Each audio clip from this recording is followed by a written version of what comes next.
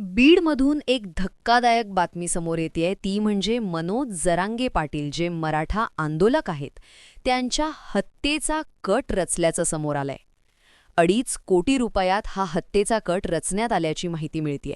आणि यामागे खरं तर एका बड्या नेत्याचा हात असल्याचं सुद्धा कळतंय. आता हा बडा नेता कोण आणि ही जी हत्येची सुपारी आहे ती नेमकी कोणी दिली, त्याच्या मागचं जे सगळं कटकारस्थान कसं होतं, हे सगळं खरं तर आज 6 नोव्हेंबर आहे. आणि आजच्या तारखेला खरं तर एक मोठी बातमी येतेय मराठवाड्यातल्या बीड जिल्ह्यातून. खरं तर जालन्यातल्या अंतरवाली सराठीत आंदोलनाला बसून सरकारचा लक्ष वेधणारे मराठा आरक्षणावर आपली आक्रमक भूमिका मांडणारे आणि मराठ्यांना आरक्षण कसं मिळेल यासाठी मागील 2.5-3 वर्षांपासून संघर्ष करणाऱ्या मनोज जरांगे पाटलांना खरं तर जीवे मारण्याची धमकी देण्यात आलेली आहे. आणि त्याविषयी खरं तर मनोज जरांगे पाटलांना संपवण्याची भाषा करत 2.5 कोटींची सुपारी त्या लोकांना देण्यात आली होती. आता हा हत्येचा कट कसा रचला गेला, तर हा हत्येचा कट हा बीडमधल्या परळीतून रचण्यात आला असं बोललं जातंय. आता याविषयीचे अपडेट्स काय, तर जरांगे पाटलांच्या एका सहकार्यासह अन्य एका व्यक्तीसोबत बीडमध्ये याविषयी बैठका झाल्या. आणि मग जरांगे पाटलांचे सहकारी आहेत जे गंगाधर काळकुटे आहेत, त्यांनी थेट जालना पोलीस अधीक्षकांना याबाबत निवेदन दिल्याची माहिती मिळतेय. कारण जरांगे पाटलांना थेट जीवे मारण्याची धमकी देण्यात आली आहे. मी आधी म्हटल्याप्रमाणे 2.5 कोटींचा हा व्यवहार होता, ज्या 2.5 कोटी रुपयांमध्ये खरं तर जरांगेंना संपवण्याची ऑफर देण्यात आली किंवा त्यांची हत्येची सुपारी देण्यात आली. सूत्रांकडून मिळालेल्या माहितीनुसार 2 व्यक्तींना जालना पोलिसांनी याविषयी चौकशीसाठी ताब्यात सुद्धा घेतलंय. आणि या गोष्टीला खरं तर खुद्द जरांगे पाटलांकडून सुद्धा दुजोरा देण्यात आलाय, गंगाधर काळकुटेंकडून सुद्धा दुजोरा देण्यात आलाय.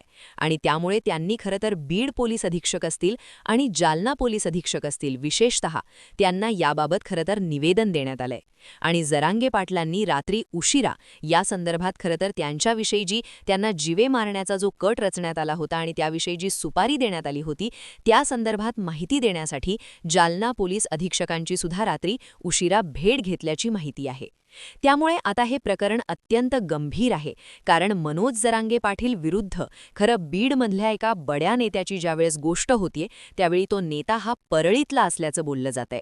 त्यामुळे आता नेमका हा परळीतला बडा नेता कोण, आणि जरांगे समर्थकांकडून मात्र सोशल मीडियावर याविषयी राळ उठवण्यात आली आणि थेट माजी मंत्री किंवा परळीचे जे विद्यमान आमदार आहेत त्यांच्याविषयी खरं तर आक्रमक भाषा किंवा टीकाटिप्पणी केली जातेय.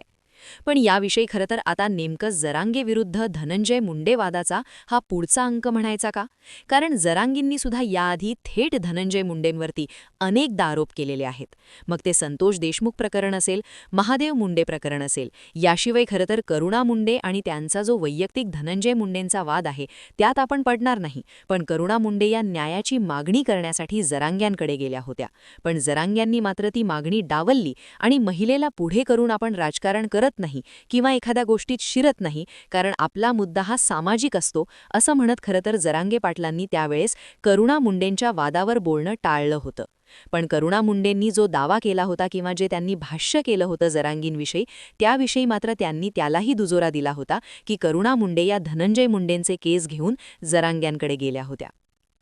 त्यामुळे मनोज जरांगे यांचे सहकारी जे आहेत, गंगाधर काळकुटे, जे मराठा समन्वयक सुद्धा आहेत, त्यांना सुद्धा जीवे मारण्याची धमकी. आणि गंगाधर काळकुटे हे मराठवाड्यातले आणि बीडमधले अत्यंत विश्वासू मानले जातात जरांगेचे. त्यामुळे त्यांनी सुद्धा आता गंगाधर काळकुटेंनी सुद्धा पोलीस अधीक्षकांची भेट घेतली आहे. आणि जालन्यातले जे स्थानिक गुन्हे शाखा आहे पोलिसांची, त्यांनी बीडमधून दोघांना ताब्यात घेतलंय. त्यांची नावं सुद्धा समोर आली आहेत. आता ही नावं कुठली आहेत, तर अमोल खुणे आणि दादा गरुड असं ताब्यात घेतलेल्या 2 संशयित व्यक्तींची नावं आहेत. अमोल खुणे हा खरं तर मनोज जरांगे पाटलांचा जुना सहकारी आहे. त्यामुळे एका जुन्या सहकार्याला हाताशी धरत खरं तर जरांगे पाटलांच्या हत्येचा कट रचण्यात आल्याचा दावा करण्यात येतोय. त्यामुळे आता जरांगे पाटील हे थोड्याच वेळात पत्रकार परिषद घेऊन याविषयी आणखी काय माहिती देतायत किंवा याविषयीचे आणखी काय कंगोरे आहेत जे खरं तर आपल्या सगळ्यांना माहिती नाही त्याविषयी बोलतायत हे महत्त्वाचं असणार आहे. पण ऑफर देणारा बडा नेता हा बीडमधल्या परळीचा असल्याचं सुद्धा आपल्याला सूत्रांनी दिलेल्या माहितीनुसार कळतंय. आणि हा बडा नेता मराठा आंदोलक जरांगे पाटलांच्या समर्थकांनुसार धनंजय मुंडे असल्याचं बोललं जातंय. खरं तर धनंजय मुंडेंनी याविषयी अजून कुठल्याही प्रकारे प्रतिक्रिया दिलेली नाहीये किंवा जरांगेंनी सुद्धा अजून थेट त्यांचं नाव कुठेही घेतलेलं नाहीये. पण हे सूत्रांकडून मिळालेल्या माहितीवरूनच खरं तर जरांगे समर्थकांनी मुंडेंवर आपल्या टीकेची राळ उठवली आणि त्यांच्याविषयीचा आक्रोश व्यक्त केला जातोय. खरं तर मुंडे विरुद्ध जरांगे हा वाद काही नवीन नाहीये.